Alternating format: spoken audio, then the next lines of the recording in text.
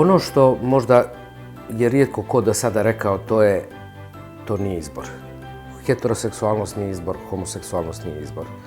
Niko od nas, sjetite se, nije stajao pred vratima na kojima piše homoseksualac, heteroseksualac, pa je onda birao ta vrata.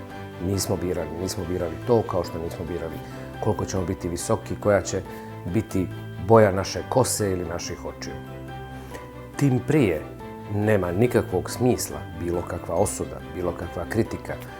Tim prije nema smisla bilo kakva marginalizacija i udaljavanje, a pogotovo iz porodice.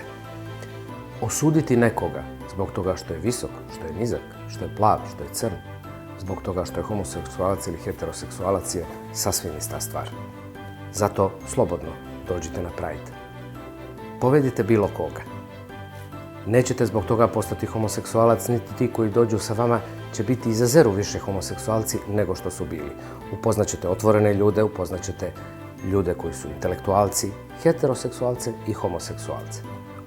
Nećete zbog toga postati homoseksualni, a ako je to moguće, onda ću ja ići na utakmice košarkaške da postanem ja visok 1,90 m.